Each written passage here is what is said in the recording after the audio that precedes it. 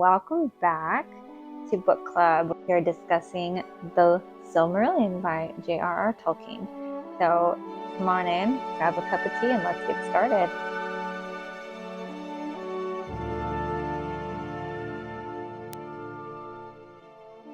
Welcome back.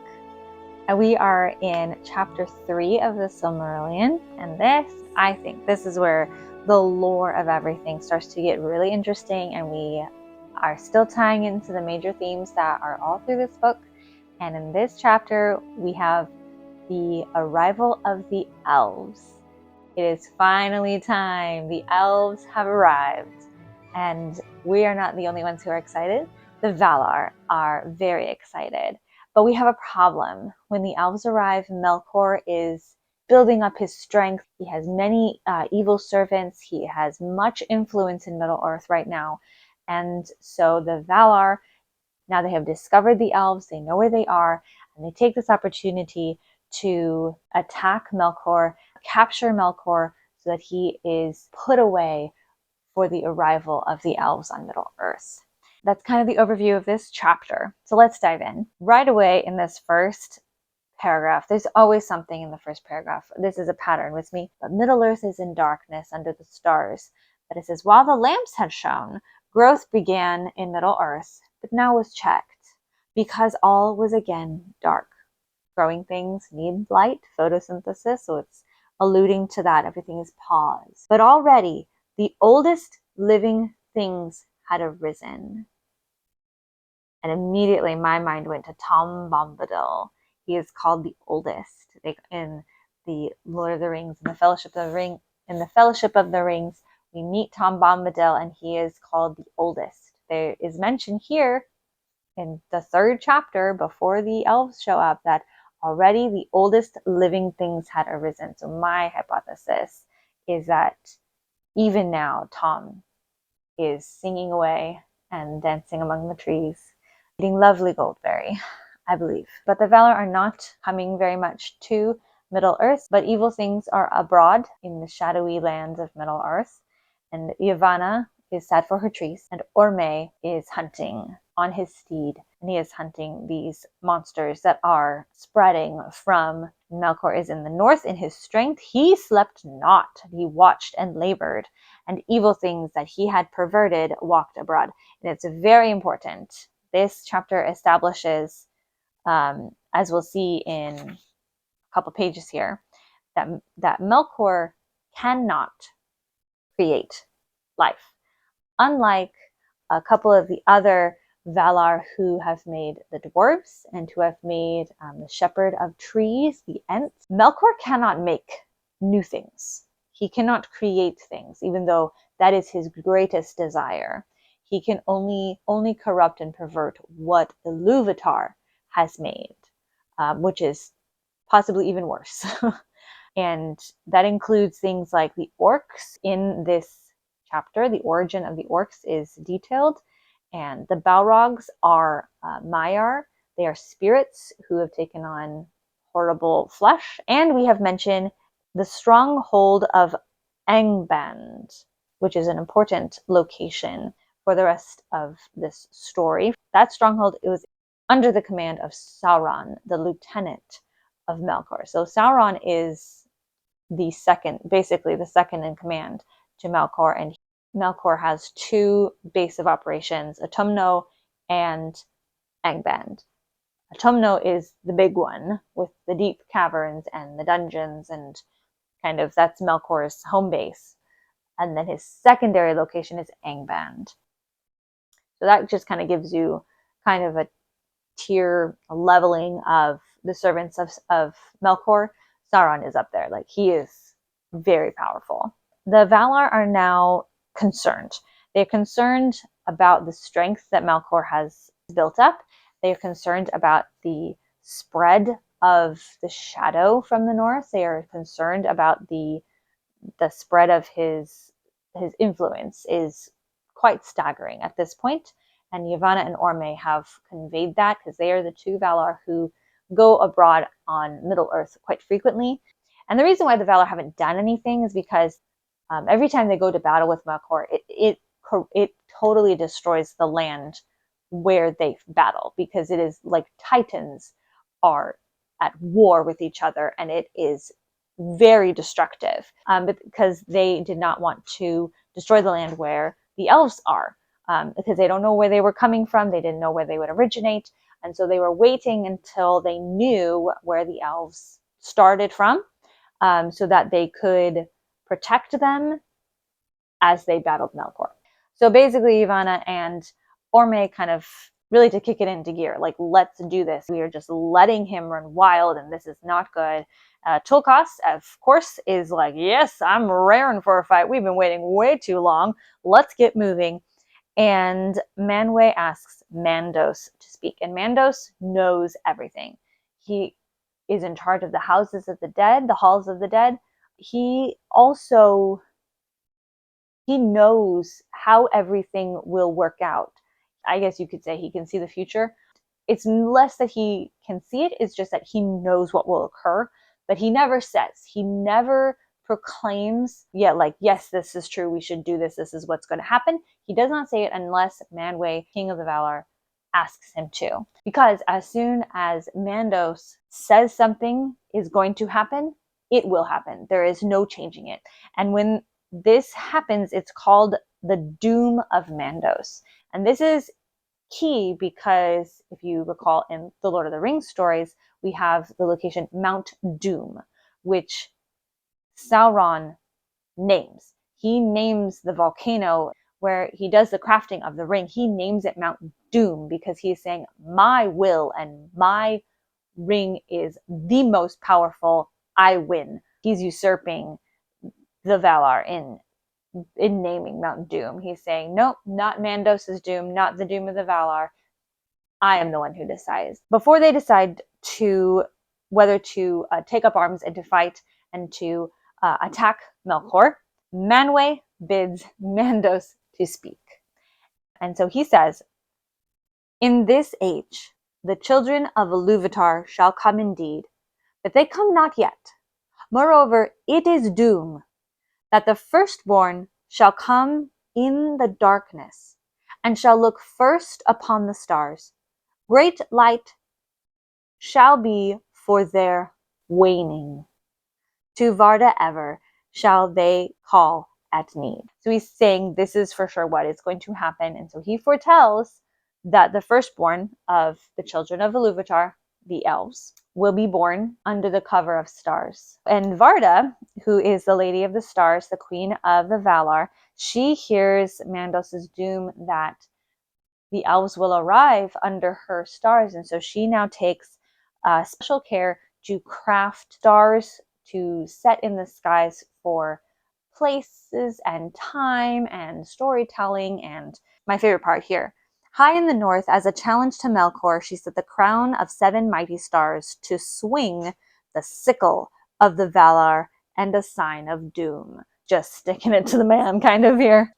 And these new stars are brighter than the stars she made at the first. They are brighter because they are made from the dew of the silver tree that shines in Aman. There are still the 2 trees. This is during the age of the 2 trees. There's a golden tree and a silver tree, and they both drip water, basically. She's taken the dew from the silver tree and has made these even brighter stars. And it says, the very hour that these stars rise in the sky, the elves awoke.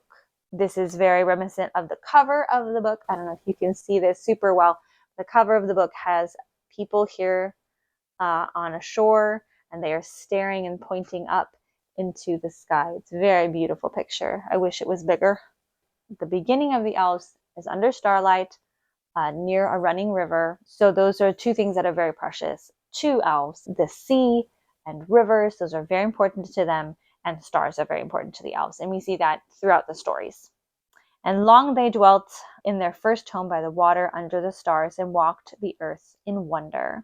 Everything is wonderful and is less and less of a thing as the stories progress in this book and in the Lord of the Rings. I think this carries through in the Hobbits. The Hobbits are in the Lord of the Rings. They are very much in awe of the world around them, but men are not. and elves are not anymore. So the men of Rohan have a little bit of still that wonder. The hobbits are full of awe, and everything is awe-inspiring and wonderful. And that is a lot of this beginning, is everything's new, everything's fresh, and they're just in awe of it, and it's beautiful. But part of that awe and that wonder is also at fearful things, because the Valar discover the elves by chance. Orome is hunting. He's hunting abroad on his shining horse, and the horse stops, neighs very loudly, stops, and Orme stops, like, why did my horse stop? And he stops and he hears singing. As usual with our elves, they are singing all the time. Many times throughout the stories, the first sign that elves are near is their singing. So that is how they are found. But it is supposed that Melkor, who was never still, he cannot sit still, he is very antsy, he probably found them first because the elves were afraid when they first saw Orome. And so it is supposed, and there are whispers of Melkor having found the elves first and sent either his servants on horseback so that they would be afraid of horses, that he spread rumors of a hunter who would steal them in the night and then proceeded to steal them in the night himself, sowing seeds of fear and doubt even before an actual attack happens. This is a theme continuing throughout. So because of Melkor's influence, many were afraid when Orme approached. They feared him, and they feared his horse Nehar. But here it says, but those that had courage and stayed perceived swiftly that the great rider was no shape out of darkness, for the light of Aman was in his face, and all of the noblest of the elves were drawn towards it. So much like in the Lord of the Rings, we see that the elves sort of a light about them. The Valar are the same because they have been exposed to the light of the tree. So only the noblest were drawn, which is very interesting that it is the ones who have great courage, who are perceptive, who are brave, who are noble of heart. They are the ones who are brave enough to listen to Orme and to approach him. It says the others hid themselves and some fled and were lost. And then we have a little aside before we hear about Orme and his talking with the elves, because we now have two mentionings of elves who were lost. So we have elves who, before Orme arrived, wandered and were never seen again. And then there are those who fled when Orme did arrive on his horse. They were also ensnared by Melkor. And it was these who were ensnared, were perverted and corrupted and made into the race of orcs. So the race of orcs were not created. They were elves who were manipulated and corrupted and perverted into a completely different race because Melkor hates the elves. And it says here, and deep in their dark hearts the orcs loathed the master whom they served in fear, the maker only of their misery. This, it may be, was the vilest deed of Melkor and the most hateful to Iluvatar. Miserable short lives. After a little aside about where the orcs come from, we get back to Orme and the elves. So Orme has found where the elves are, and he makes friends with them and tarries a while among them. And then he books it back to the Valar to tell them he has found them, and they rejoice. They are so excited, but they have doubt. Even among the Valar, Melkor has sowed seeds of fear and doubt. This will result in choices and actions being made that will cause much sorrow throughout the ages. So the Valar are fearful for the elves because they know of Melkor's power and abilities, and they have already seen that they were fearful when they first saw Orman, all these things. And so they already know that he is at work, and they want to get the elves out of Middle Earth to be with them so that they can be with them and have fellowship with them, but also to be safe and away from Melkor and his influence. But in order to do that, they cannot force them. These are, sentient beings. They can't just drive them like cattle to Aman. They have to come. Manwë, again, has a think. And in his think, he understands the designs of Iluvatar. And he says, "This is a counsel of Iluvatar in my heart, that we should take up again the mastery of Arda at whatsoever cost, and deliver the Quendi, the elves, from the shadow of Melkor," just the shadow of him. That's how corrupting he is. Tulkas was glad, because he's ready for a fight. Aule, the maker of the world, was grieved, foreboding the hurts of the world that must come of this strife. So the Valar make war, and there is quite the war. The elves are in such a place where there is a mountain range between them and where the Valar battle Melkor. And because of that, the elves are safe. Iluvatar had the whole plan in mind, guys. So the Valar go and they attack Autumno and they capture Melkor. He is bound and chained and brought to Aman on his face before Manwë, and he begs for mercy. Like, how dare you, sir? And they're just like, absolutely not. So Melkor is bound hand and foot and blindfold and brought to the Ring of Doom, which is basically the council of them all deciding his fate. And he was cast into prison in the fastness of Mandos. He is like put in the basement of the halls of the dead. So that's a pretty secure place. A place that is guarded by a guy who can see the future. You're not going anywhere. There was Melkor doomed to abide for 3 long ages before his cause should be tried anew, or he should plead again for pardon. So now they are divided in their debate about what to do with the elves, because there are still many evil things abroad on Middle Earth, and the elves are far away from the Valar, and the Valar want to be with them.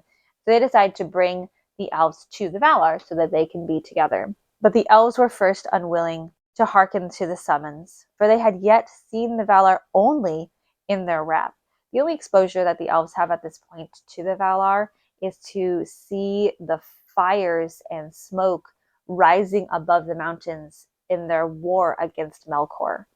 Like, they could see the battle and feel the earthquakes from where they were a mountain range away. So that's all they know of these Valar, who are now like, come live with us. Like, no, that's terrifying. So in order to convince the elves to come, they select the 3 kind of kings among which is just interesting that there are already 3 kings among the people of the elves. They already have kind of a hierarchy established, and these 3 are Ingwe, Finwë, and Elwë, who will become important later. So they select these 3 to come and see Aman, see the Valar, to basically bring testimony to their people of, yes, we can trust them, let us go with them. They go to the west and they see everything and they experience it, and they go back to their peoples and say, yes, we can trust them, let's go, this is a good idea. Then befell the first sundering of the elves. So in the Lord of the Rings, they're still kind of the elves, and they're pretty unified as far as we understand. But in the Silmarillion, we see that elves are not unified, really, to any extent. They are very divided. And here in the very beginning, that begins. So this is the first sundering of the elves. There's a really long discussion of basically their long trek from where they originate to the shores of Middle Earth to go into the West. And this journey will have many ramifications. Most particularly, the ramifications are that elves will be divided, because this is a very long journey. They are literally crossing the entire world, who were hesitant from the get-go. So basically, as they travel, they have many who fall away. There are some who do not even engage, who do not go on the journey at all. And they are referred to as the Dark Elves. Not dark as in evil, but dark as in they remained in the darkness of Middle Earth, in the twilight. And then there are some who travel most of the way, but then stay. It's important to remember that these guys are immortal and they just live forever, so time is really, really relative. They could hang out somewhere for 100 years and then pick up and leave if they wanted to. So they're not quick The journey is not a quick one. And the next chapter, we will see a little bit about those who stay in Middle Earth and who do not make it to Aman. Those that do go to Aman are two groups, the Vanyar and the Noldor. They are the ones who eventually make it all the way to the west and dwell in the light of the trees. The Vanyar are the ones who remain in the west and to stay in the west and to never return to Middle Earth. The Noldor will eventually return to Middle Earth, and we will spend a lot of time with them.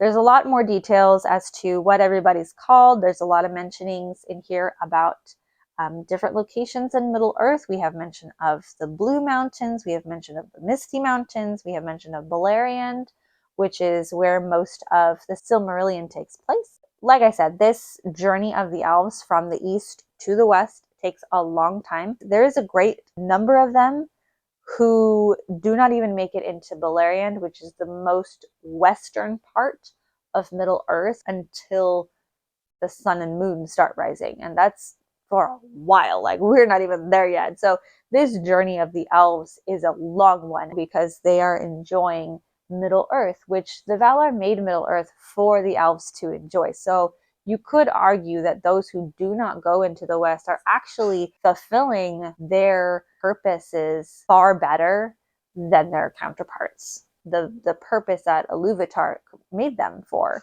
which was to live in Middle Earth and to enjoy it instead of fleeing into the West. That's just speculation. It's never really stated that way.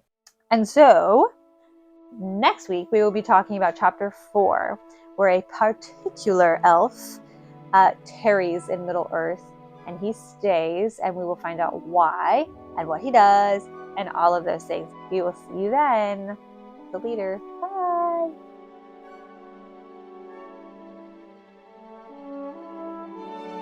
I think this is my favorite tea.